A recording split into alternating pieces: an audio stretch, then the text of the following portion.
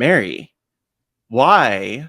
Wait, I should have more respect. Frail Mary, why should people listen to this episode of Pod Friends featuring you? You should listen to this episode for all of the secrets. I tell you how to find buried treasure. I give multiple recipes. I teach you long division, all of these reasons and more. And definitely none of that was a lie. I feel like you might have been doing another podcast while we were doing this podcast somehow, which is incredible. And I'm not at all surprised that you're capable of that. Thank you, Mary.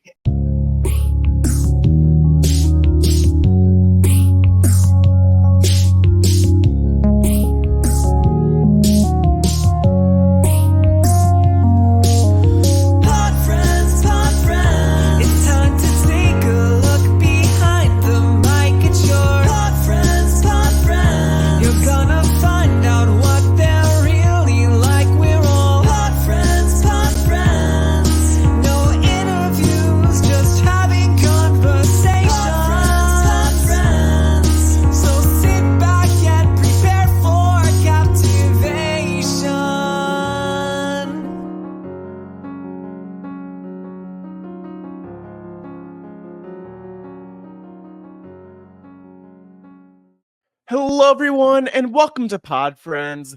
That song was Pod Friends by Will from America. I'm your host, Matt Scott, on social media at MattScottGW, at Hey Pod Friends on Twitter /X. And if you want to skip ahead to the interview with Mary, all you need to do is skip ahead 4 minutes. Would love if you stay on board for the intro, but in 4 minutes, you'll hear my announcement for Mary, and we'll get right into a very fun conversation with the one and only Frail Mary.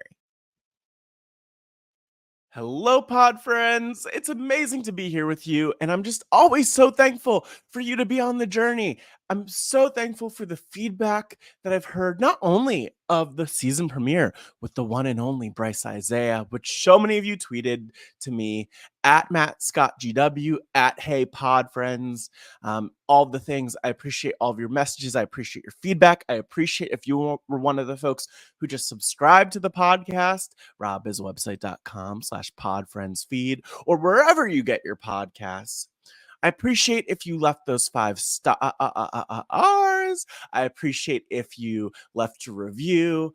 And you know what? If you are someone who wants to leave a voicemail for this podcast that could be on this podcast, I appreciate you too. And you could go to speakpipe.com/podfriends. So many things. Again, subscribe, leave a 5-star review, write how you're feeling about the podcast in the review. It makes me tear up. I love to see it. And leave a voicemail.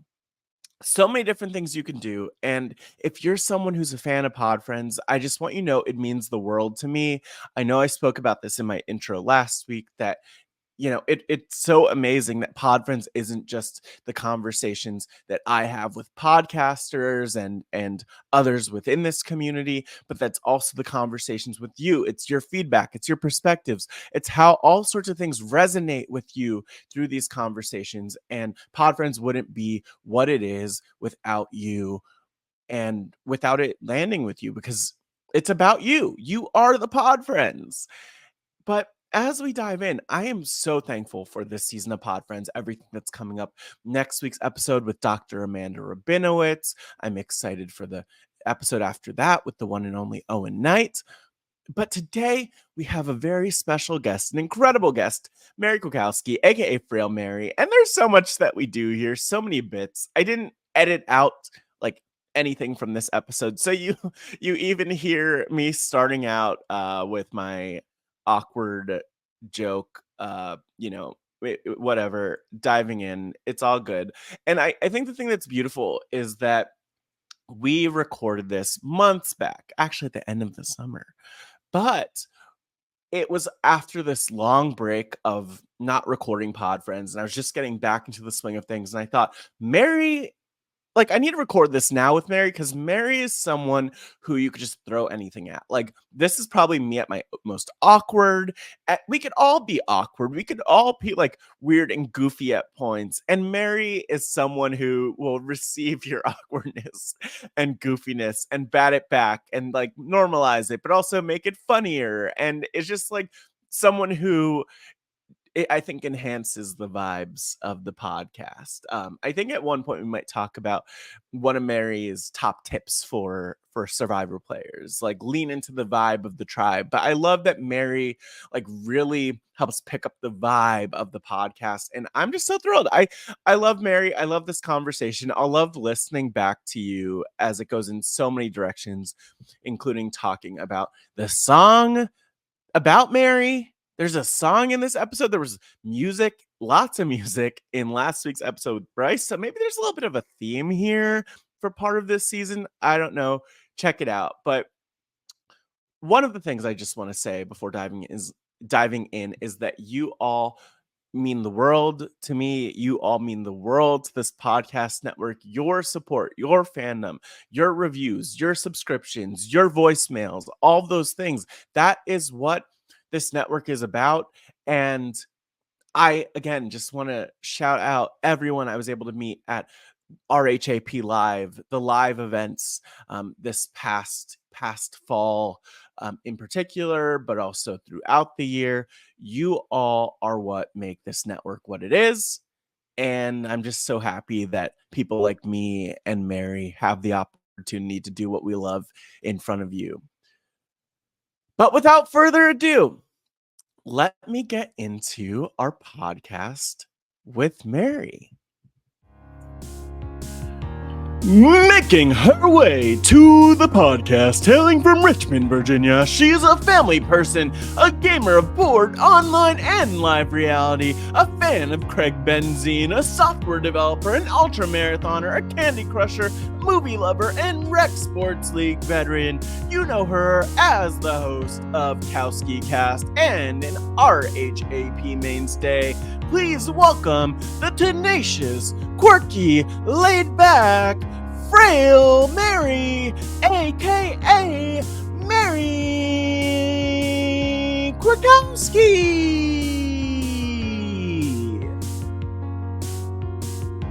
And then this is the part where I'm like, oh my gosh, wait, I won't use. Oh, I was gonna say I won't use the N-word nervous, but I'm definitely editing that out. And yeah, Mary, it's good to be here with you. I'm happy to be here. I don't know how to start these things anymore. It's as I was telling you before we recorded, it's kind of been a while, a couple of seasons, the spring and the fall, since I last recorded. So I think you're the perfect person to dive in with, though. Here I am. Let's start off this new round of pod friends with with Mary. I mean, yeah, Mary. I mean, you're a prolific podcaster yourself. Do Oh. you have any advice for me? From all of your experiences, Kowskicast included, like just anything for me as I dive and get started. Like, let's just pretend that the cameras aren't rolling. Sure. All that.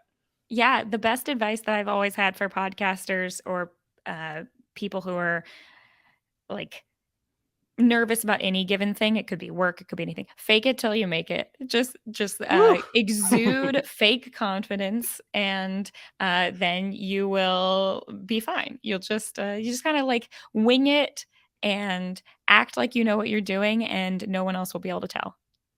I mean, I can't look. The thing that I think is so incredible about you, number one, that's amazing advice, but also, like, I'm just not to like fanboy too much, but I'm endlessly fascinated because I feel like there's so much that makes you and how you show up. And if you've been faking it this whole time, like, are all the ultra marathons fake? Oh no. I don't know. I'm a little confused and thrown off. I feel like this could be an expose of you. But gosh, I'm assuming that's all real. We'll talk about it. There's elements of real Yes. and there's elements of faking it to everything that I do. I'll say that. Oh my gosh. Whoa. I know, intrigue. Intrigue. I don't even know where to go with that. We have to come back to that. Okay. But I have to ask, like, just in the theme of nerves and all of that, have you ever had any podcast nightmares? Like any Oh. like you get on the live feed update and you're like not wearing pants or something, like, which wouldn't be a huge issue because it's mostly an audio medium, but also like, shoulders up for the most part. But like any podcast nightmares? Because I honestly I have not. I had a podcast nightmare like a couple nights ago, and it might be the only one I've ever had. So it's funny that you bring this up now. I had a podcast nightmare that I got in a big fight on a podcast with my co-host, and who at the time it was weird because like how all nightmares go, it's not exactly what would happen in real life. So for whatever Mhm. reason, I was co-hosting Mess Magnets with Kirsten and Yeah. Sasha. And somehow I got in a big fight with Kirsten about like one of the stories we were talking about. Like we just had Oh very my different gosh. opinions. And I woke up and I was so stressed and I was like, "Oh my gosh, that was the worst podcast ever. How am I going to get over that?" And then I'm like, "Wait a second. I'm not a co-host on Mess Magnets. That didn't happen. Never mind." I need to listen. I need to listen to that. You need to like recreate that or something. I think like I'm just saying it, like Sasha, Kirsten, call Mary, like make this Yeah. happen. I want to Oh see the yeah. fight. Maybe it's like the pro wrestling fan in me. I just want the drama, but like the harmless drama that everyone could like Oh realize yeah. is fake at the same time. And I can't even think about, like, what it was that we were fighting about because I would never first off, I would never get in a fight with either of my great Oh. friends, Sasha and Kirsten. But Hmm. also, maybe it was because Kirsten had once, told me that I don't fight enough on one of my podcasts, Twi Fight, which has fight in the Yeah. title, and she said I wasn't fighting enough. So maybe that was just, like, incepted into my brain, and that's why I was like, "Alright, fine. Let's fight." God, this is like it's look, I'm just happy that the beef between you and Kirsten, like while it started during this podcast, it's also squashed. So Yes. we got that out of the way. Problem solving at its best.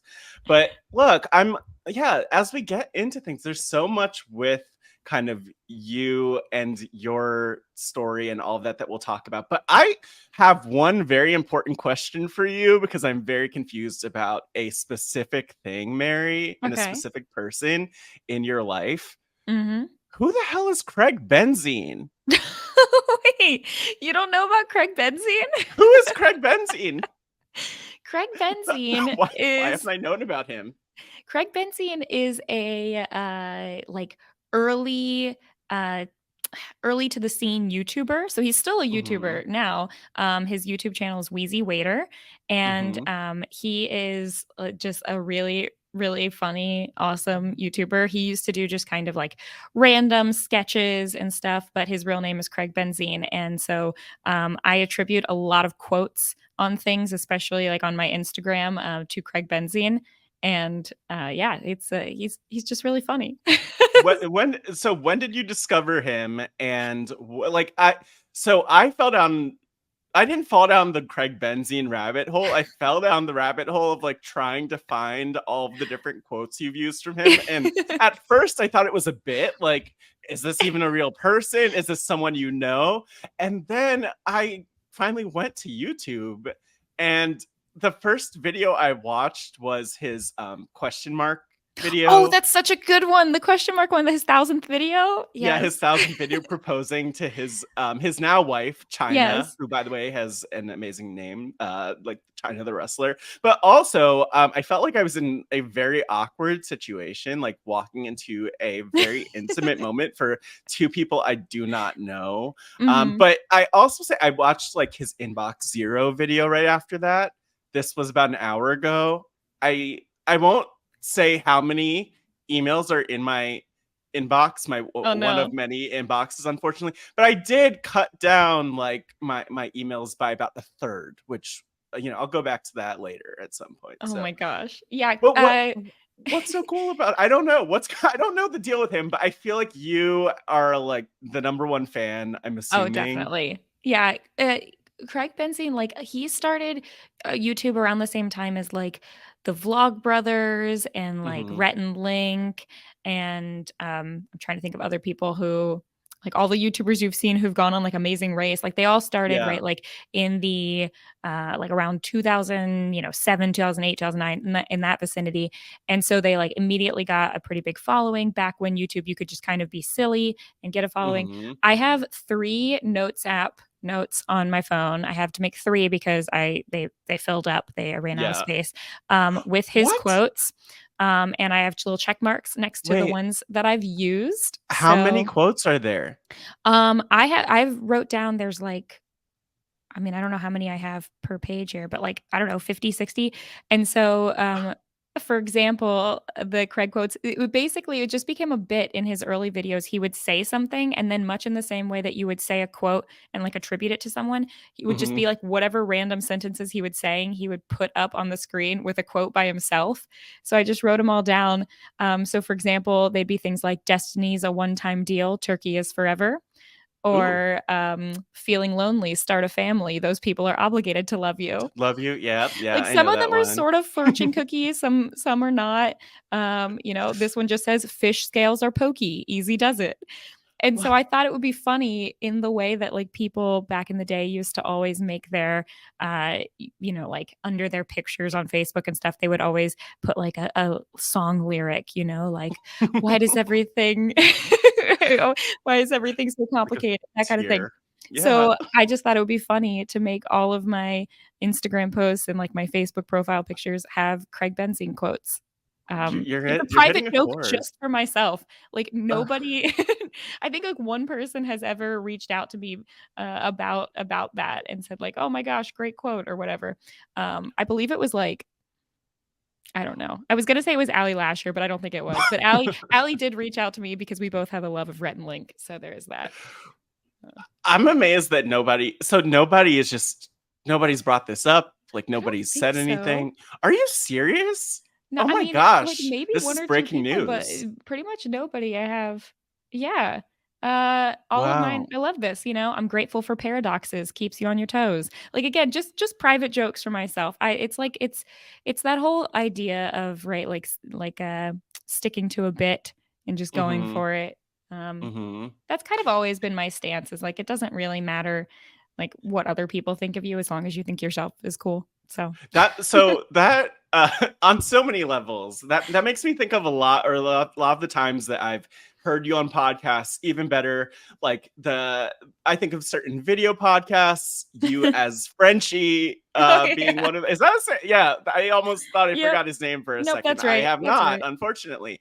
But like, is there a bit that you've committed to that kind of jumps out to you when you think of that? Because I do think, when I think of you as a podcaster, one of the things that I won't say that I've been jealous of, but I'm like, oh my gosh, Mary, what are you doing? You're going so far right now I mean, and maybe the Craig Benzine thing, the Wheezy Waiter thing Maybe. is part of it, but like, is there a bit or are there certain bits that jump out to you from your podcasting, Oh, there's where you're so like, I many. can't believe I did this? I think of the Jeff Probst cutout Oh, that you yeah. had to. There there's Um, a there's a lot, like, definitely anytime that I've put on a wig, which has been quite a lot actually on podcasts, I used to do a bit where if I was feeling uncomfortable or, like, I didn't really have anything to add, I would just dress up in a really, really bad Harry Potter costume, and then it was kind of like, "There, I see." It's almost like it's like when I don't think I have anything funny to say, I resort to like the lowest form of humor, which is like prop comedy, right? And so I'll yeah. just do that. Um, that's one of them. For Halloween last year, this ended up sort of being a podcast bit. I genuinely loved the movie Bullet Train, and then it came up on a podcast, and so I continued to see it in theaters, and I think I got up to like 5 times in theaters that I saw the movie. Oh my gosh. So as a joke, someone mentioned, "Oh, are you going to be a character from Bullet Train for Halloween?" And while it was like I think a fairly popular movie, a lot of people saw it. It's not exactly the kind of thing where if you dress up like it, everyone's going to know who you are. But I Hmm. think I did a really good job. Yes. Yeah, I know. I literally just saw this My like Bullet Train a Halloween few costume. hours ago too. Yeah, so I was like, commit to the bit. It's like no one knows who you are, but just go all out, and that's kind of been my standpoint on most things. Look, and I think that that's like I think I can imagine a lot of people hearing that or even seeing those examples and being like, you know what, why not do it? But like, do you hear from listeners about the bits like, oh my gosh, Mary, this is, I'm curious what people are saying to you in relation to these, or if it's like the Craig Benzine thing where people are just like, okay, Mary, let me not bring this up, let me keep moving. Um, yeah, I anything you've heard from listeners, especially. I think the thing is that, like, a lot of people get secondhand embarrassment. So, like, if you're the kind of person who, genuinely likes one of those bits that I did, like, please reach out. I'm happy to hear it. But, this is just something, like, we've always me and my siblings have never been, like, particularly embarrassed by things that we do. Mhm. So, like, we spent a lot of time dressing up and making, like, stupid music videos or, videos for fun when we got older. I think that we kind of did the thing where we didn't wanna stop playing and playing dress up, but we realized, like, if we just film it, then we can still do it when we're much older, and it's like, "Yeah, but we're, like, making a Accurate. video. We're not playing. We're making a video." It's like, Yeah. "Okay, but are you? You're still just playing out in the woods. You're just now filming it." So, yeah, I don't know that people have necessarily reached out to me about that many. I think my favorite has been the few times that people will, like, clip or take screenshots from the times that I've done something. I know Rob once made a like, the Delta variant joke that was going. It was like my fall plans Delta variant, and it was like a picture of Mhm. me and then a picture of me as Frenchie. So I did like that one. That's so sad. Has Frenchie reached out, by the way? Have you been in touch? No, Like, I don't. besties, grabbing lunch? No? Nope. I'm Nothing? good. Blocked? I don't know. I don't know if I've been blocked by Frenchie. Probably not, but I not never yet. checked. But I don't know. That's the thing that scares me now a little bit is like I don't really know where he is anymore. I don't know. Looking around, but Yeah. there we go. But I'm like again, like I think it's one thing that is really interesting in like talking with you now is that something I have realized that's actually in a weird way been like I don't know if empowering's the word and overstating it, but I'm fascinated because when I was introduced to you, kind of like most people through the podcast, it was as Frail, of course, Frail Mary, which I feel like a few years back, probably like 5 years ago, 6 years ago at this point on the Taryn show, maybe you talked about this, but first of all, what is the origin of Frail Mary and why is it a lie? Because you are not frail. You are the opposite of frail. Yeah, I think it's kind of morphed into this thing that's sort of like, when you, like, um, call someone who's, like, really tiny, like, big whatever, like, it's kind of the same thing. Like, people used to always call my brother, like, Big Dave because he was so tiny. Um, Ooh, but, like, in cross country. Big Dave. Yeah, for me, it was a nickname that I received exactly one time in my life, and it just so happened to be the day that my friend who called me that also made my Twitter account, and Oh so I didn't have, like, a handle, and so she was like, "Well, okay, Frail Mary," and so she put that in there. my Um, gosh. it's Are you not still like friends? yeah, we're still great Okay, friends. good. Because Um it sounds a little shady to me, It but it wasn't whatever. exactly shady, it was, Mighty Mary. yeah, to be fair, when I was in high school, as you do, you go through your first breakup and you're really, really sad, Mhm. and so I was just being all mopey and stuff, and, like, some people, when they go through hard times, they Yeah. lose their appetite like I did. Mhm. So, for a couple days, I just, like, wasn't eating that much, not, like, I didn't want to be that way. I was just, Yeah. was, sad.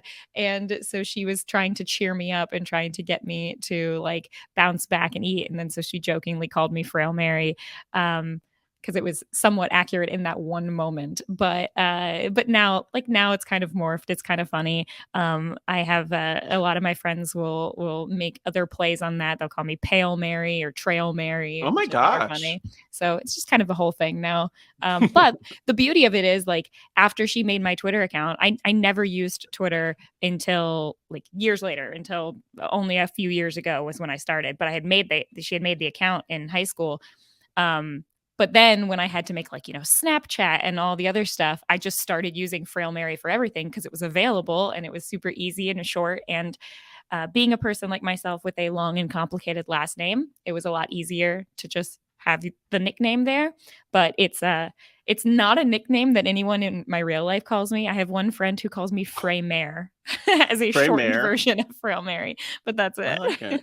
Yeah. Look, I have to say, you just kind of sparked something for me and gave me an idea. I don't know if you've ever seen, there's this famous clip that's also sort of obscure of Tyra Banks back in, let's call it like 2007, interviewing Beyonce.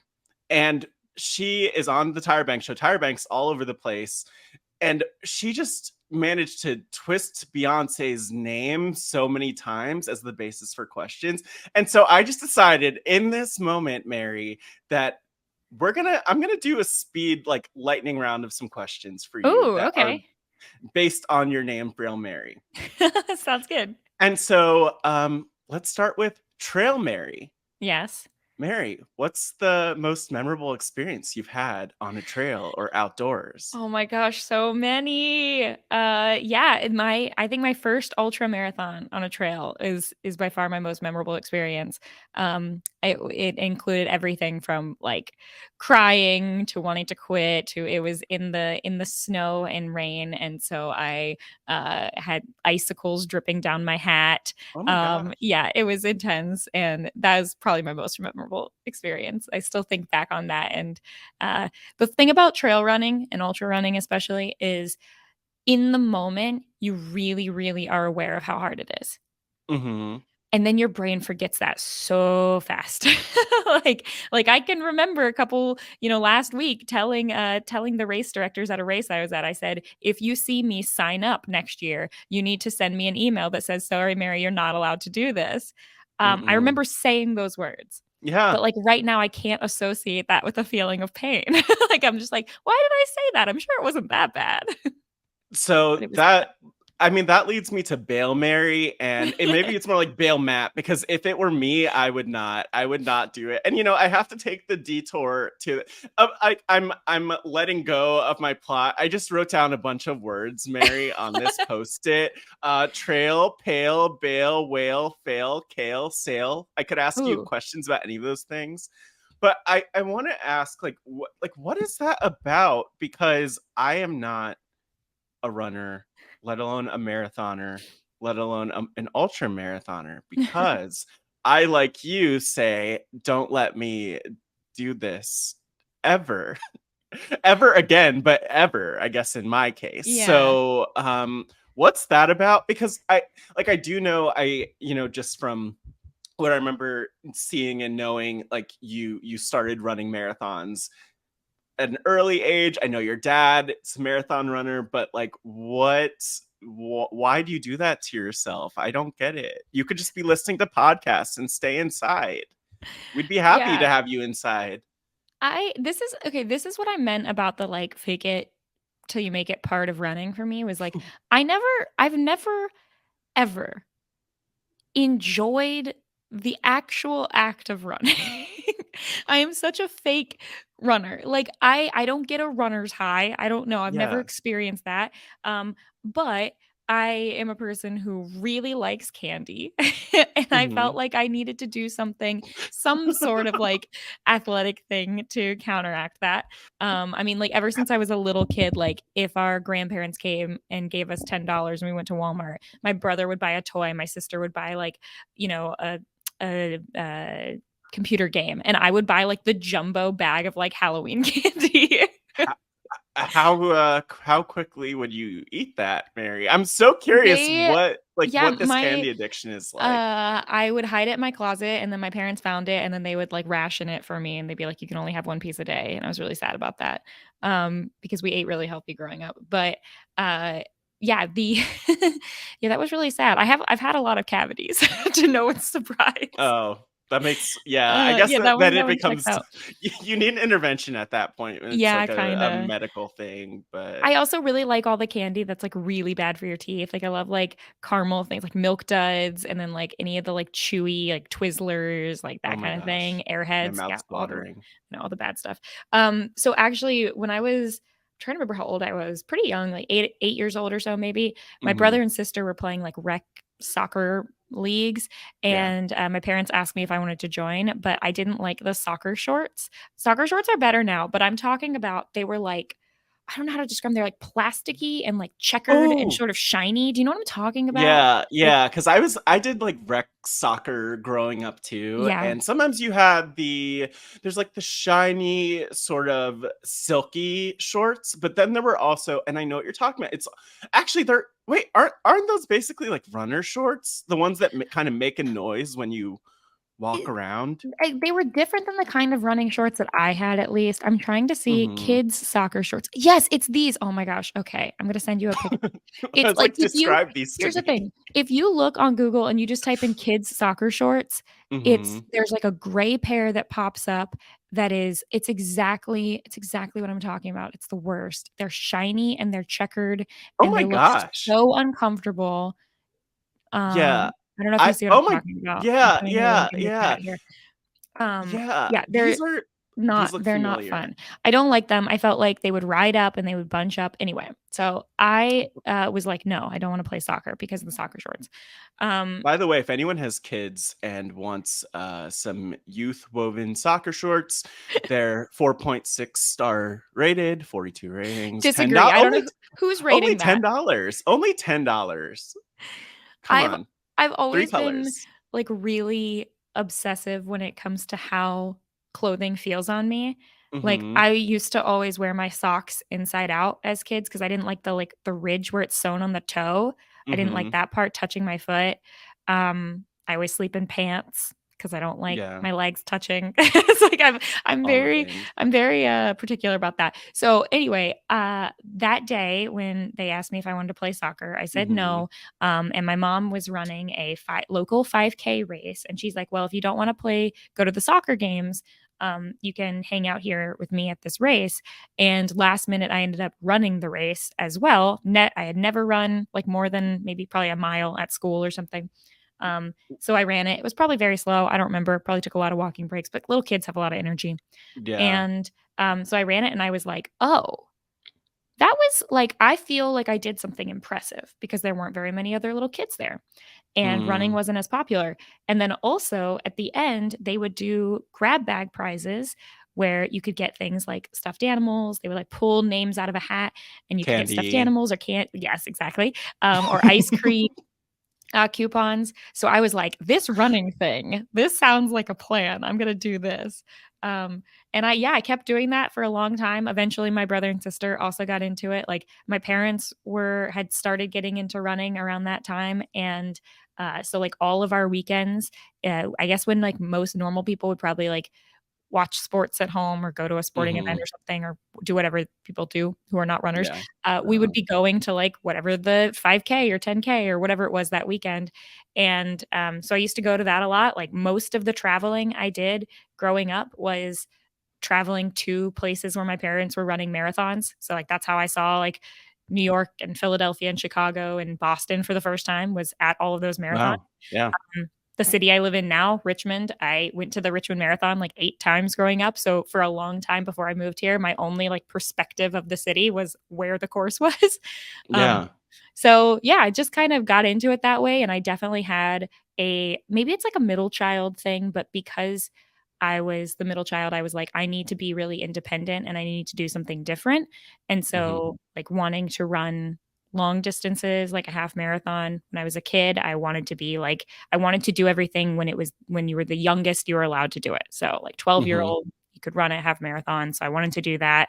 Um, but it wasn't until after I like graduated college that I realized that for years and years I was still thinking of myself and referring to myself as a runner, but I had kind of yeah, stopped running. So okay. that was when I decided to run a marathon. And then the whole ultra thing just kind of snowballed out of there. Actually, It just happened. I didn't realize this until I've been telling this whole story. I am very candy motivated because when I trained At for my least you first. know it. Yes. Well, I didn't no, it's all coming together now that I'm saying all of this because like when I started training for my first half marathon when I was 12, my parents got me to train for it by at the end of each long run, they would give me ice cream. So like for breakfast, we would go out and I wanted Yeah. ice cream and bacon. And Mm. if you went to a diner, you could get like either a milkshake or like pancakes with bacon. So I Mhm. wanted to do that. And then I had a vivid memory of being like probably around that age, like 11, 12 or so years old, when my dad ran his first ultra. And Mhm. if you know, like a lot of running races, they'll have water stops where you can get like little cups of water. Yeah. Um, but when you run ultra marathons, you have aid stations that have all kinds of food and stuff because you're out there for hours and hours. So you got to get a lot of calories in. But when you're running, people are really picky about what they want to eat. Your stomach's all out of Mhm. whack. So they have a huge selection of things. So they'll have everything from like sausage and bacon to candy to like crackers to pickles. Like they have soda, What? like all kinds of stuff. So at being a little kid, I was watching my dad run that ultra and standing next to the aid station going, I want this. I want to reach in and grab like my hand into the jar of candy when I'm running. That looks so Oh fun. my gosh. So I ran my first ultra and in my mind I'm thinking like, okay, this is going to be so great. You're going to be able to like eat the fun food when you run. And then as I'm running, I get to the aid stations and I'm like, I don't want this. My stomach is shut down. I don't want any of this. Yeah. So it wasn't exactly the experience I was expecting, but that is in the back of my mind. It was that memory of being a kid and like seeing that made me want to do it. Wow. The power of candy. I know, it's strong. But no, it's like it's so funny to hear all this because one, I didn't realize that there were aid stations that have sausage and bacon and Hmm. Tootsie Rolls and fruit roll-ups and Yeah. other Oreos, maybe. I don't know. What? The And last race I ran, I please tell me. yelled at my mom last weekend. I yelled at my mom and I said, "I don't want any of this right now. Go grab my bag and put a bunch of it in there because I'm gonna want it tomorrow." That's what I'm So, saying. That's what I would have had like a fanny pack or yeah. something, just like I was like shoveling like just different I was like, "They have bags of assorted chips. I don't meats get and chips." look, I'm just saying, as long you have your priorities in order though, clearly. Yeah. I almost can't wrap my head around the marathon thing, but it makes sense. Like I'd like it that sense of accomplishment is something that is really relatable, and there has to be like some reason to do this other than like just wanting to run and being a runner. So I guess I relate to that at least, except it's funny because you mentioned like candy and tied to that sense of accomplishment a little bit. When I was growing up and playing soccer, especially soccer and basketball when I was a kid, but mostly soccer, my dad in particular would like so at first when I was like really young, it was like, oh, like if you score a goal, we could go get like we'll get ice cream right Yeah. after. I think eventually like I figured out how to like smooth talk my way into the ice cream anyway. But then it actually became like if you score a goal, like I will give you like you'll get like $10 on your like allowance or whatever it was. I don't know. So it I don't know, explains a lot. Like I do like making money these days, more than I like ice cream. But yeah, you're just making me think like maybe there's something to those childhood like incentives around sports and running and all that stuff. Yeah. I mean, a lot of it, like if I go on a long run, then I feel like I'm allowed to go out and get brunch. And I'm not saying that like Hmm. people need to be Like earn it. creating like earning things or Yeah. whatever. But for Hmm. me, it was more of like my favorite part of running is then getting to lay around and do nothing after you did it because you have this idea in your head that you've just accomplished Hmm. something. Even Yeah. though the thing that you accomplished was what taking a lot of steps quickly. Like it's that Yeah. doesn't really mean anything, but it's one of the few like sort of athletic things that has motivated me. Hmm. That and then doing things that are like I said, that gene of like wanting to be different, wanting to be independent. So I when I trained for my first marathon, my mom trained with me and she ran the whole race with me. And so the second race, I wanted to train by myself, run the whole thing, try like see if I could, set Mhm. those challenges for yourself. And one thing that's cool about running is you can set a challenge of, okay, I want to try to do the same thing, but do it a little faster or go a little farther Mhm. or climb more mountains. Um, and so I'm never going to be, you know, winning races. I actually did the exact opposite. I came in what they call DFL or dead effing last at the last race I ran, which in itself is kind of an accomplishment. Like I was like, hey, I You get a know what? prize. It's funny because when you mentioned that, I was like, I've never heard of this, but actually I have heard of this. Mhm. And I have heard people talk about it as an accomplishment. Like the fact that you finish Yep. anyway, I Yep. think is kind of the point of that, which I think is kind of cool. Yeah, On the especially because surface, it sounds brutal, but a little it cruel, but is, yeah. like, they had a prize that was a clog, a wooden clog, and it's the clog of shame that you get when I don't know why, you just have to take home this wooden clog, but, No, I'll like take the clog, yeah. Mary. No, I have it I in a didn't place run of the honor, are race. you kidding me? There were No. I like, 25% of the people who attempted the race quit and didn't finish, so I was like, "Hey, I was one of the 75% of people who did finish at least." So Wait, how long is an ultra marathon? Anything over 26 miles. So most are around at Come least on. 30, but if you run 27, that's technically an ultra marathon. So How it long can are be a lot of things. so you're running around 30. Do you have like a time for your My ultra best marathon? time for an ultra was the 32-mile race, and I ran it in just under 7 hours. Oh So my not particular. gosh. Like I'm not a very fast ultra runner by any means. There's a lot of walking that gets put in.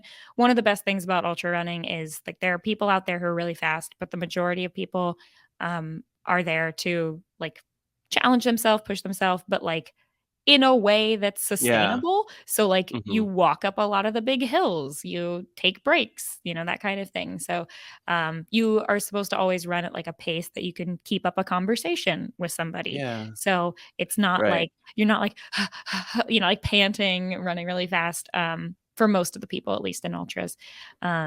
So, it's like Yeah.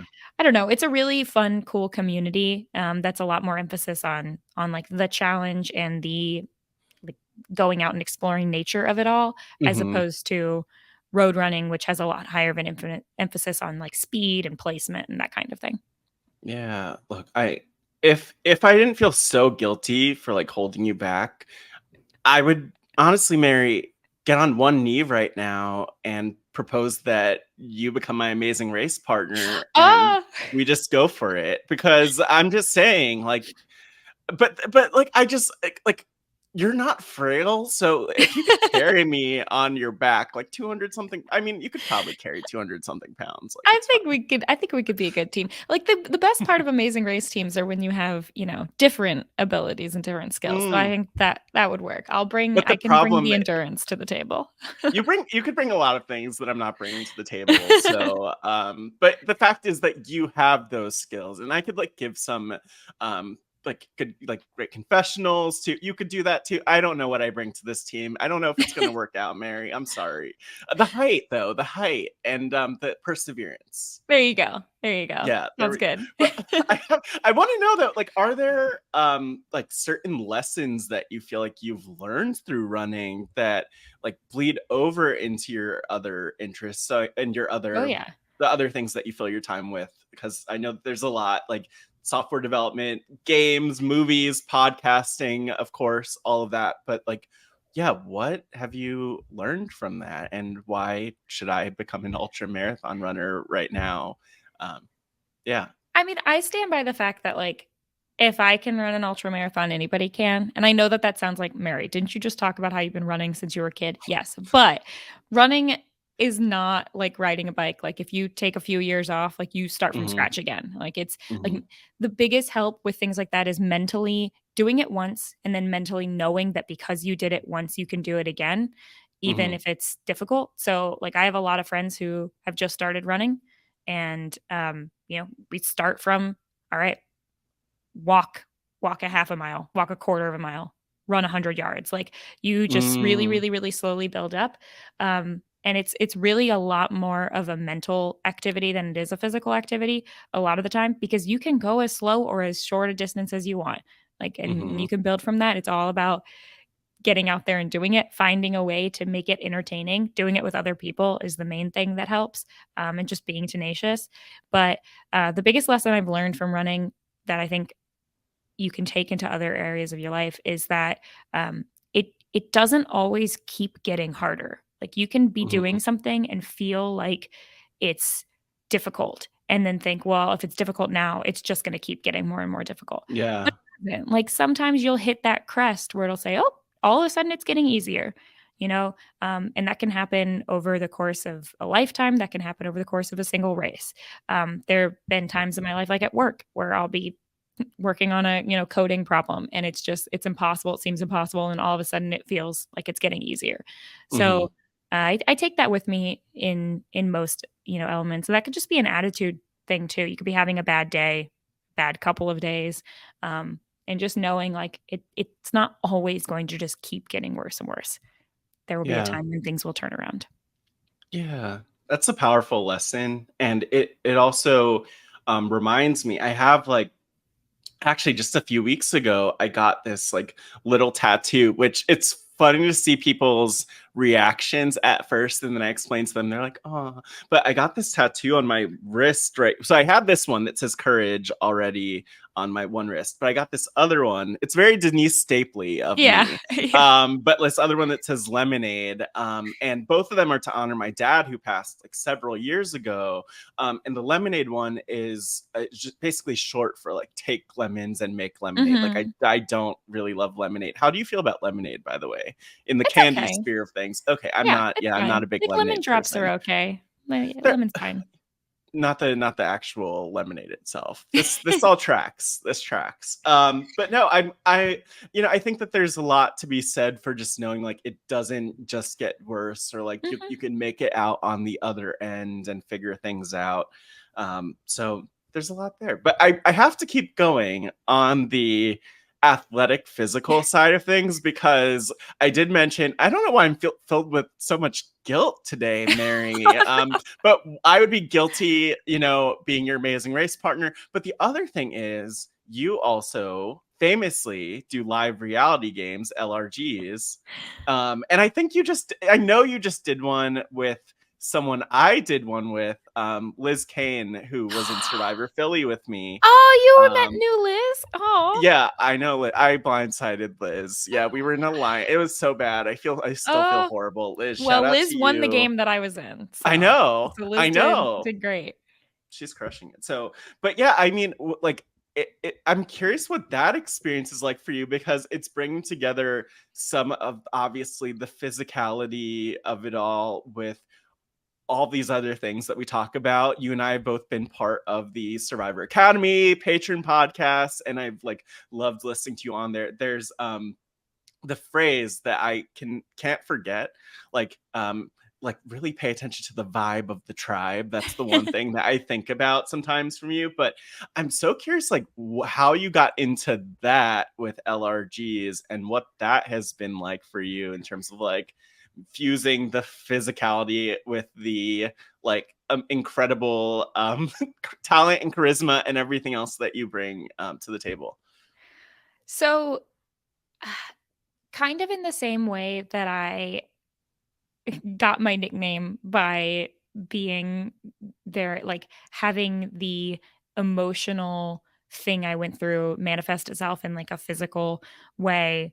Um, I get like very emotionally drained when I Mm-hmm. play these like reality type games, whether they be ORGs or LRGs. Um, so I had been introduced to the online reality game world like right around the same time I started podcasting. And it might have even been like a year before I started podcasting. And I had heard about it through RHAP, I'd heard about Mm, Sequester. And this was back yeah. when Sequester was doing the like online, before they were doing minis, before they were doing their live game, is like the Yeah. online game. And I really didn't know what I was getting into at all. I thought, oh, this will be fun. It'll be like sort of playing a game. It'll be like in the same way that people play, Werewolf and Mafia and stuff. So I was like, Mhm. oh, this will be fun. Immediately, I was introduced to the fact that actually it can be extremely intense and nerve-wracking. And even though it's a game and you feel like it's a game, it can feel very personal. Yeah. And it can like really take over a lot, which is at the point where I started playing that and I thought, okay, this is too much for me. Not having fun with this. I don't like the fact that people online are talking about me. I don't Yeah. enjoy this. Like this is they don't know me. I felt like I couldn't express myself well. I felt like I was, being stereotyped. My words were being like misinterpreted. There was all kinds of things about that Mhm. that was very stressful. So I wanted to wanted to quit. I wanted Yeah. to bail. There's your bail, Mary. Frail Um, Mary. and Ding. my my parents and friends convinced me just to like give it one more go. I hadn't been voted out yet, so they were like, just keep trying. Show up the next day and just try to have fun with it. Just try to like forget about everything. Think of it like a game. Think of it like you are a character, and that Mhm. you're not actually yourself. Which I had to manifest by I had to dress up like Harry Potter. I had to literally say, it's not me. Whatever people are talking about, this is a Yeah. character that I am playing. I am Mhm. no longer myself. I can't take anything Yeah. personally because they don't know me and this is just a character. Um, so I did it that way. And then I shortly after that, one of the people that I had met in that game, Francis, had told me, hey, they have these online reality games that are a little more like chill. They're not televised, no one's watching them. But you can sort of play like a whole 39-day game of Survivor with fun challenges and stuff. Mhm. I wasn't sure about the idea, but she eventually convinced me due to uh, one of the one of the I'm also apparently very Harry Potter motivated because one of them was a Harry Potter themed season, and she's like, oh, you got to do this one. It's like, all right, We're okay. learning a lot. Yeah. And that one was called Can You Survive? And I ended up playing that one and doing really well. And even though it did take a lot out of me and there were a whole lot of other emotional things in my life happening at the same time. Yeah. And then I played a couple of those online games and I really did have to kind of keep up this idea of like, you're playing a character. Like this is fun. You just kind of be the way, that play the way you want, just see what happens. But I found some success there and then I had to quit. I had to retire. I had to Oh, retire yeah. from doing online games because like I said, they're very time consuming and stressful. Mhm. And then though that game that I had played, Can You Survive? They started a for charity version that was a live game. Here's me still like I at this point have heard of like the college versions of Survivor that exist. I had Right. heard through podcasts of like Bryce and other people who had played Mhm. other versions of Survivor that were like maybe weekend long things. Mhm. And I knew that some of them were recorded. Some of them, I had met some friends who had played Survivor UVA. So I knew that those existed, but I had never thought of myself as someone who was comfortable going to play them. Um, Mostly because I didn't think I would do very well, and I thought that it would uh, be I don't know. I'm pretty Yeah. introverted. It's kind of hard for me around strangers, like Mhm. and all that. But I eventually agreed to go play, which I did a month ago in Maine for Can You Survive season 5, The Great Mountain, and Mhm. it was one of the coolest experiences I've ever had.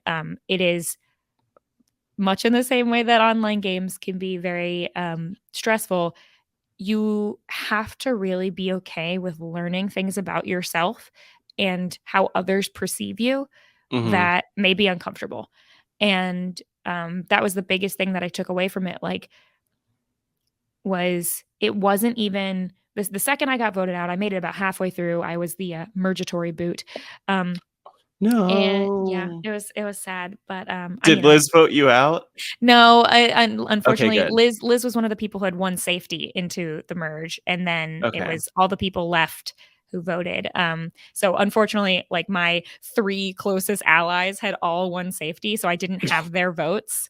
Oh no. Yeah, so like they weren't there, and so like there's so many little things that I would do differently if I could play it Mhm. again. But in the moment, I had to just like trust my gut, and I felt like I was doing, the best things for me. But I had never played a live reality game, despite the fact that I had, know all of these Wow. things about Survivor and Big Brother. Like I felt like I was very in over my head, where a lot of other people, I think the experience of doing it once probably really helps you in the future. Um, so I was like battling this weird uh thing where, despite the fact that most of the people there didn't know me from anything, like Yeah. the overlap between Survivor podcasting and live reality games was not as big as I thought it would be. There were a Mhm. couple people who definitely knew me, but not that many. And so uh, when I had all these people who didn't know me from anything still come up to me and think that I was uh, nerdy or someone who might be strategic or a Yeah. gamer, I was like, whoa, where are they getting this perception? And so I had to really analyze myself and think, you're giving off some kind of vibe, even though you're Mhm. actively trying not to. And so it was things like that, like things like seeing other people bond or seeing other people be able to play under the radar like I wanted Mhm. to. And I could not figure out how I wasn't able to do that. And so that was like a big self discovery that I had to have afterward. Um, I think it's like a really Yeah. valuable experience from that perspective of learning about yourself. But then more than that, it's just so cool to be able to play out in the woods, build fire, build shelter, be Yeah. hungry, get to do that. Like so many of us would love to go on shows like Survivor and probably never will be able to. And I know that there's some people have an attitude that's like, well, if I'm going to do it, I want to do the real thing, which I respect and understand. But I also feel Sure. like if you really do want to try it, it is way more of a experience, even over, 3, 4 days, than you probably think that it will be. Yeah, it's really interesting talking about this one because I relate so much to what you're saying, and it's almost like there is a sometimes it can feel really ridiculous to play an LRG and then also be in a world, especially being a podcaster or especially going to some of these live events for RHAP and otherwise where there are like quote unquote actual survivor Right. players and you're like, but I can relate to that thing because of XYZ that happened. Sure. But it's so interesting because I had like in the one LRG I played Survivor Philly 2 Head vs. Heart with Liz in there, like I went in and I did so well, which but then I didn't win. And I was like, oh my gosh, what's wrong with me? What's going on? And there was all of this like processing, but also learning about who I am, which was cool. And I mean, like people don't give enough credit to games, but I just love that like LRGs could be this really intense game. Now you had the experience of like the very intense type of LRG. I had the 14-hour Oh, version, the okay. very miniature version, but still I think it's cool to know that you could like play this game and make friends and build a community and learn about yourself. And maybe with some people you're like, but do we trust each other as real people outside of the game, which is something that Survivor players go through. And I Yeah. actually have to ask you, based on that, I referenced Survivor Academy earlier and different advice that you had that I felt like even I learned from or really loved and appreciated. And I was like, yes, Mary, go Mary. How do you think that type of stuff translated? And I asked this from the perspective of like us being these like let's say humbled podcasters who like learn from the experience, our mini LRG experience firsthand. Like did that affect how you see the game at all, or like how you would recommend someone goes about playing that? I'm always so fascinated because people always say like get off the couch and do it for yourself rather than being a critic. But yeah, Yeah, I'm it's curious. interesting because I definitely feel like, um, there are way more different types of Survivor fans than just the analytical type who, Mm-hmm. like us, really like to, think Yeah. about the game and talk about the game and stuff like that. So you mentioned earlier, like the vibe of the tribe, right? Like Yeah. one of the tribes that I was on, the tribe that I got swapped to, was full of Survivor fans who were completely comfortable talking about, "Ooh, what's your favorite challenge? What's your favorite player? What's Mm, your favorite strategic moment?"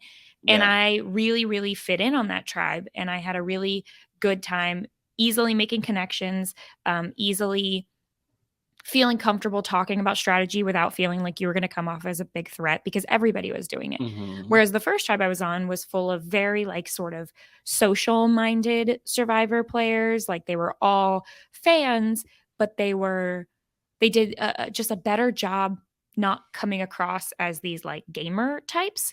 Mm-hmm. Even though I would argue I find that to be more scary because you're able to hide that. Like we're all fans here. We're all smart. We're all, we all Yeah. think about the game, but you're able to present in such a different way that it was a big no-no to like talk about your fandom, Mm-hmm. to talk about strategy, to talk about those kind of things on that tribe. And I had a really hard time fitting in on that tribe. I would say inwardly. Like outwardly it might have been Mm-hmm. okay, but inwardly I felt like this is not like none of these people do I feel like I can, find my ride or die in or whatever. And then the second tribe, it was like, oh my gosh, it's like I got the pick of the litter. I would love to work with you and you and you. And that was where I met Yeah. Liz, was on my second tribe. Mm-hmm. And so it was just really interesting being able to see that. And like something that I would, I guess, give advice to people is to not worry too much about trying. This is funny because I'm going against what I said before. I do think it's key to figure out what the vibe of the tribe is and not go against that. But also Okay. don't try to fit yourself into what the other people are giving off if it's so not you, because I Mm. think I had a hard time connecting to people because I was trying so hard to be a version of myself that was inauthentic. Whereas if I had just tried to match their vibe but still have my personality, Mm-hmm. um, I think I would have had an easier time connecting. So I think, there's always going to be people who, and you see this a lot on Big Brother, like want to hide their job, want to hide their this, want to hide their that, want to hide their Yeah. knowledge of certain things. And I think it's a lot harder to do that than people think. And it's a lot more obvious to other people that you're not who you Right. say you are, or Mm-hmm. at the very least that then they just don't know who to connect with. So I think I gave off a lot of nervous energy in some of the groups I was in because I was trying so hard to downplay certain aspects of my personality that yeah, they maybe would have been clashing or threatening or whatever, but it would probably would have been better for me to just own it and then dealt with those consequences rather than not being able to make alliances because I couldn't connect with people.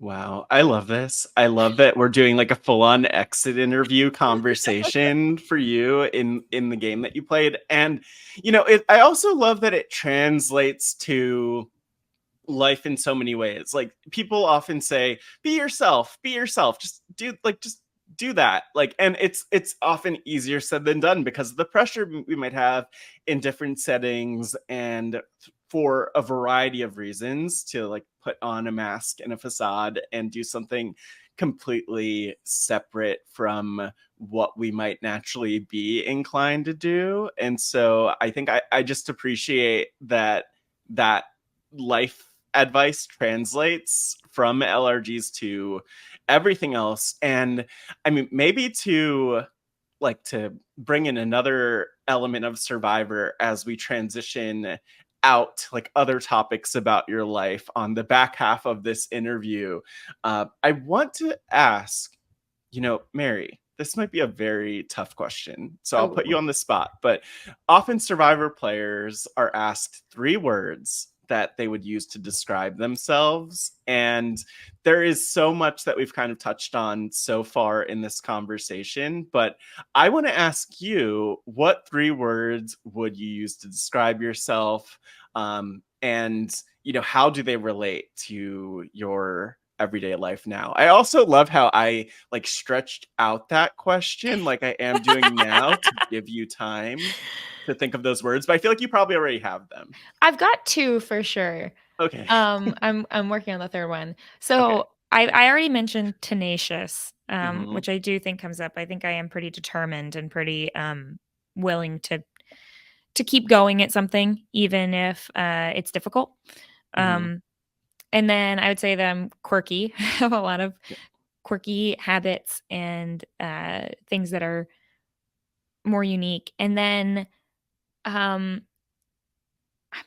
man, the last one is the hardest one because I when trying to, like, boil down my personality, and I think this is why I have a hard time, like, doing things like making Survivor audition videos, is Yeah. because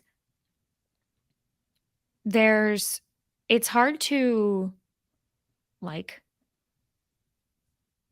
correlate the parts of my personality that are like, "Oh, I like video games, and I like, Mhm. um, you know, studying these types of, reality TVs Yeah. and stuff," with, like, the, um, "I'm gonna go, run an ultra marathon," kind of thing. Yeah. Um, and so it's hard to say, like, "Okay, are you going to present yourself as, like, the nerd archetype? Are you trying to present yourself as the, whatever archetype?" That's interesting. Um, and I'd say that I'm, like, I don't know if laid back is a word, but, like, Sure. I don't get bothered by many things. Mhm. Like, I,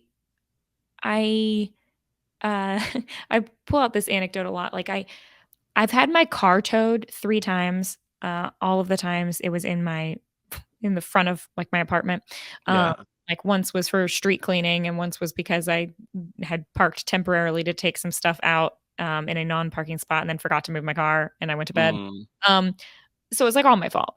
And I know some people who would just get so upset either at themselves or at the city or whatever for towing their car because it's a pain. You've gotta go now find a Mhm. way to go get it. You've gotta pay a lot of money, etcetera. Um, but all those times that happened, like, I feel like, if anything, I just kind of laughed at myself. I was like, "Really, Mary? Again? You did this too?" Yeah.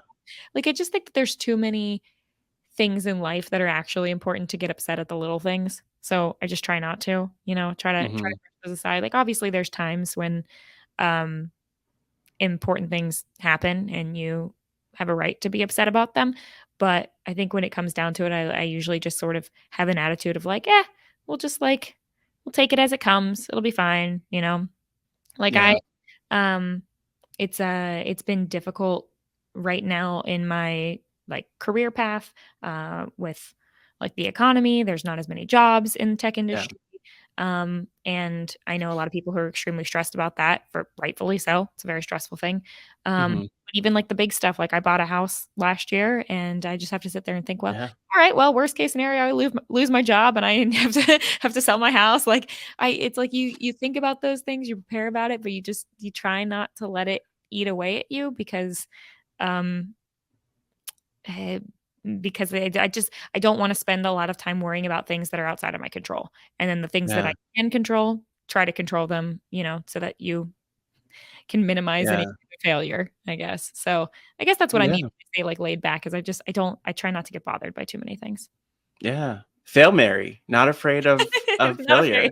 not afraid of Um, failure, but I think 'cause it's that's gonna I happen, so you just yeah. have to kinda, like, be okay with it when it does. Well, in a way, I mean, it will happen, and I think it all depends on how you define failure. Like, for me, I think I don't it's not that I don't acknowledge that word, but I'm just like, "Okay, like, things don't always go to plan, and sometimes things really suck," and I don't even think of that as a failure because it's like, things just keep going. It's almost like, you're running a race, and it's one foot in front of the other, and sometimes you might stumble a little bit. Look at me with the running analogy. Look at Is that. totally out of in my yeah, this is gonna be my thing for pod friends going forward. Just tons of running analogies. But no, I think it's pretty awesome. And yeah, I could relate to that. And it's funny because in the shows that we watch, like often folks are cast because they are really reactionary or they're not going to stay calm under pressure. And so we might see examples of people reacting and blowing up in response to whatever's going on. But just that reminder, like, it's cool. Like, you know, it's like take lemons and make lemonade, that type of thing. Like, you'll be okay. You'll be okay. We'll make it. And I love that. And I love those three words, like the tenacious, quirky, laid back. And we only have so much time left, but I have to ask you just a few random things that we haven't touched on so far. So, number one, there's a song that was made about you that nobody has ever heard, that the one and only Craigslist Carl. And for those who don't know who Craigslist Carl is, I'll just say definitely not sketchy at all. An incredible musician, found on Craigslist, if that's still a thing, and produces beautiful music, including a song about you apparently as part of the Rob and Akiva Anita podcast, White Elephant, but that wasn't on the podcast. You have heard this song, Mary. Do you feel like Craigslist Carl captured your essence? What is this song? Are you going to perform it for us right now? Oh my gosh. All right. So the situation with the Craigslist Carl song, this was gifted to me by Hit by a Car Claire. And now I have no memory of this, but I assume I have to believe that it happened at some point on some podcast. I'm not sure which one. I sang a song that was how to spell my last name, which is something that we did as children, and it might have been that same White Elephant podcast. I don't know when this happened, It but at was on some a point, RHAP podcast. I feel like yeah, I don't want to say in the last couple of years. I remember hearing this. which checks out for me. Like I have a Yeah. list on my phone that's like funny bits to do on a podcast when when you don't know what to say, and probably sing my name song was probably one of them. And anyway, so I get this song from Claire, and it's an auto-tuned voice of myself What? singing that, so that it got pulled off the whatever podcast I did it on. Oh no. And then it's Craigslist Carl doing a very cool slow jam about other Polish things to relate to my Polish name. I sent you the link. I don't know if you can hear it on there. Wait. But Oh no. Okay, wait. Should I like add this to the Pod Friends episode or something? if you can, I mean, I don't know. Oh, I don't know. can. I could do whatever. I can't like, okay, wait. I don't think I could play it right now, but I will add it in like right here. Hello, Pod Friends. This is Matt from the future, letting you know that you are in for the hit premiere, the world premiere of Craigslist Carl's Spelling by Mary. And if you want to skip ahead, sure, you could skip past the song in about 2 minutes, 30 seconds. But why would you do that? This is iconic. This is the one, the only world premiere of Spelling with Mary. Kwiatkowski. That's the way you spell my name. Kwiatkowski, yes, that's me. Oh yeah, we're spelling with Mary. You can sound it out and it's not so scary.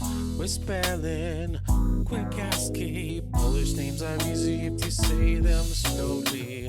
We're drinking hot coffee with Pouchkis, pierogi, some cabbage, beetroot soup, and some manicotti. Oops, that's not Polish. Kwiatkowski. That's the way you spell my name. Kwiatkowski, yes, that's me. So I was walking on the beach, Lake Superior, and I was like, you know, Mary needs a slow jam. We need to spell with a slow jam. We're gonna let all those syllables and consonants do their thing. Slow jam, slow jam. Is this still going? Wow, it's still going. Well, should we take it to the bridge? Because if we take it to the bridge, what's really wild is the word bridge in Polish is most. So we're gonna have to make the most of this bridge.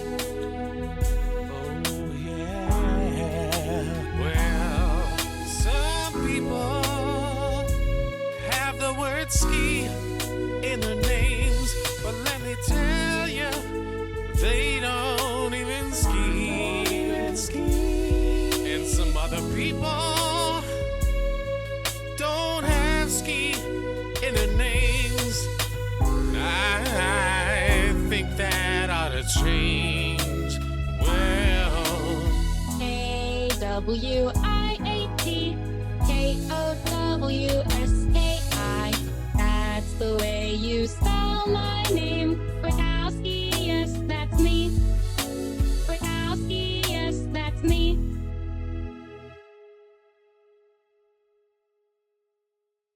The other thing that I did with this song was and this is like the committing to the bit part, right? For our kickball team this summer, we all had walk-up songs, and my walk-up song is this Craigslist Carl song, which like I assume at this point people have listened to it on the episode, but They have. the idea of me walking up to an auto-tune version of my own voice singing this like sort of almost like kids song lullaby Melodic. sounding like of Mhm. myself spelling my own name. Like it's very like I don't know, Old MacDonald had a farm, but then it goes into this like slow jam.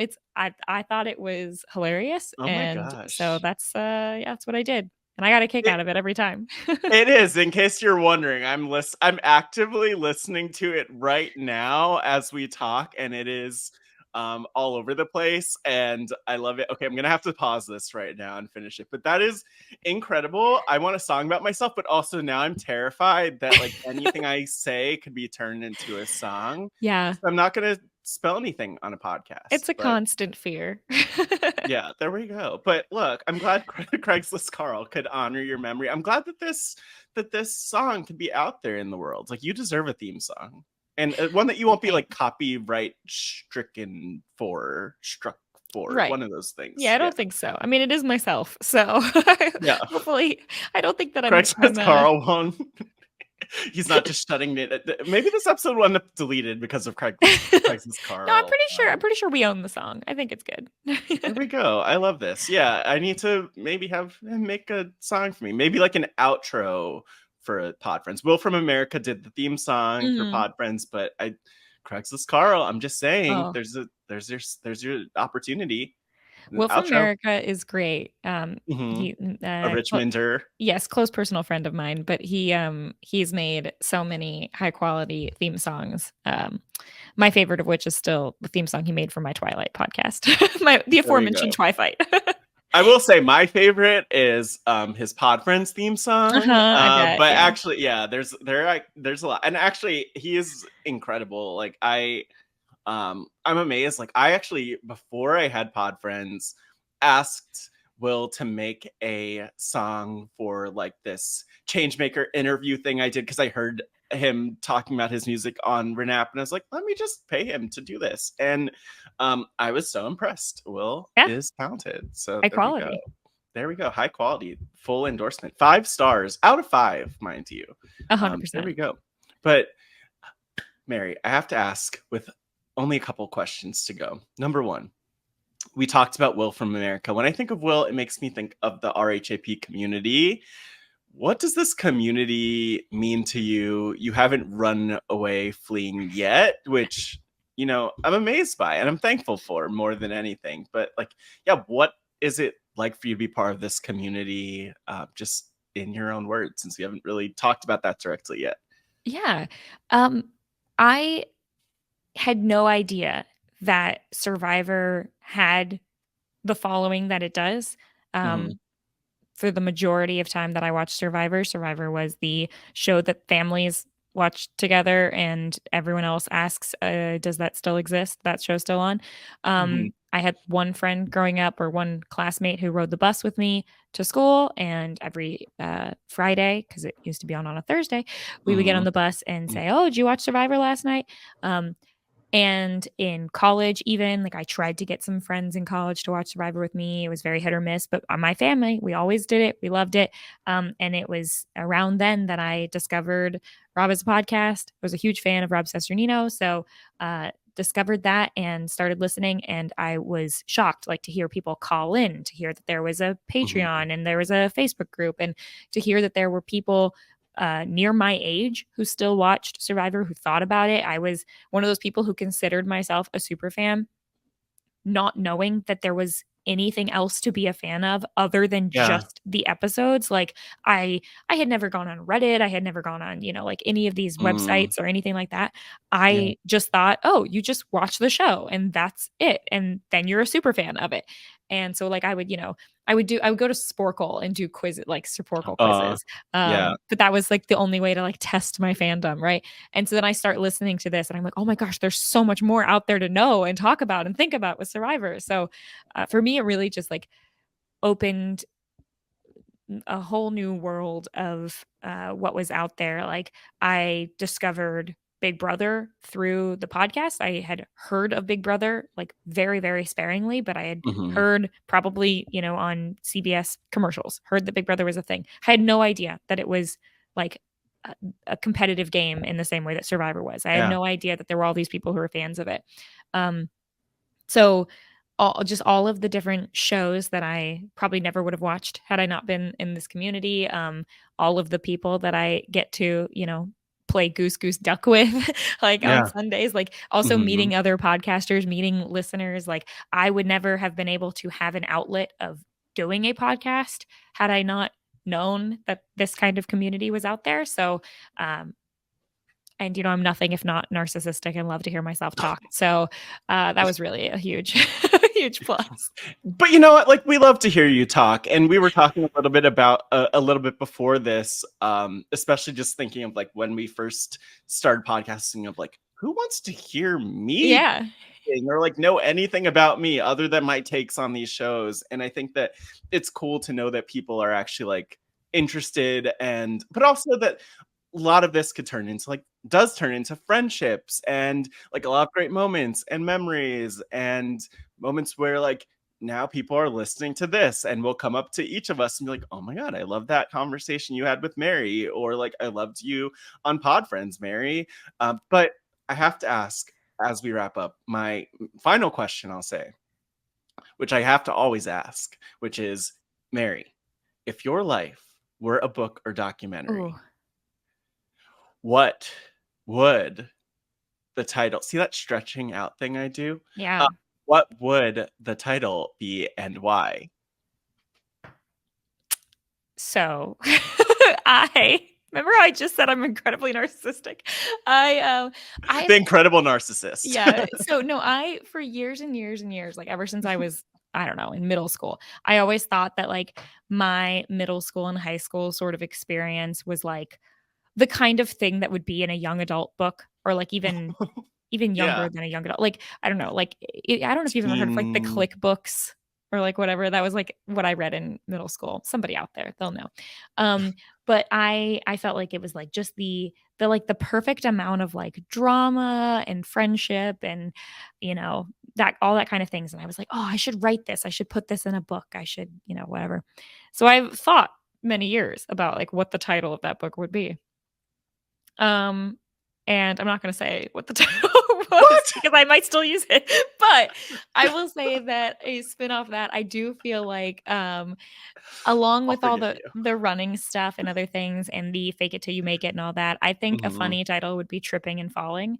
So, and I think that there's other ways that you can spin that: falling in love, falling literally down a hill, falling, backwards into something. Like, I think there's a lot of things you can do with that. So I think that's what I'd go with. It's ups and downs. I love it. That's where the episode. That's where the personal title. I know. I feel like that's where, like, the episode has to end. But Mary, any final words that you just, not final words, like final words. Oh my gosh. Words you want to, like, share with people as we wrap up this episode? Like, you have the final words and things. Yeah, I mean, like, I reiterate that, like, if there's just things out there that you think are scary or difficult, to just try them anyway. I did not get this bloated fake level of confidence from like from the beginning. That comes with Yeah. time of doing things. And I famously, I think now have mentioned many times, got my gig with RHAP from lying that I watched Big Brother long before I ever knew what Big Brother was. When they were looking for updaters, I was like, yes, I watched Mhm. that. Meanwhile, I'm Googling what are the live feeds? Oh my I gosh. had no clue what it was. So I think just go after things that you find scary and want to try. And maybe that's podcasting, maybe it's a live reality game, maybe it's running a 5K, just sort of go for it. And if you fail, then no big deal. Everybody does. Hello, pod friends. Thank you so much for tuning into this episode with Mary. And thank you so much, Mary, for this conversation and for waiting for a significant part of the year for this to come out. It was well worth the wait. This conversation just brightened my spirits, and it did in the real time. It was so special to spend that time with you, Mary, but then to be able to share it with others and reflect on it, and just to be reminded of how amazing and nuanced and powerful we could be, and that we don't have to fit into a box. That's what Pod Friends is about. I feel like I say that phrase all the time, but that's what Pod Friends is all about. And again, subscribe to Pod Friends. robiswebsite.com/podfriendsfeed. Make sure that wherever you're listening that you're subscribed. Make sure that you go back through the catalog and listen to past episodes. Look for your favorite podcasters. There's so many who have had conversations with Pod Friends, and whether it was, a week ago, months ago, a year ago, 2 years ago, those conversations age so well. And I love to hear feedback from folks who are like, oh my God, I just listened to that. And so let me know on Instagram, on X/Twitter at MattScotchyW. Reach out at HeyPodFriends on X, because that's the big place where I'm active around Pod Friends. Thank you so much, everybody. Thank you to the RHAP team. And of course, one thing I want to plug is to become a subscriber at patreon.com/RHAP or robhaswebsite.com/Patreon. And tap in, get tapped into this community. Support this community. Support these podcasters like me, like Mary, like everyone else. It goes such a long way and means the world. And also means that you might get exclusive access to tickets and other perks that bring us closer together and give us the chance, in person at least, to have a Pod Friends conversation. You're the best. I could go on and on and on, but I'm just so thankful for all of you. And I hope that you take care. I hope you have a wonderful week. Hope you join me next week. And I hope that you know that we all appreciate you for being Pod Friends.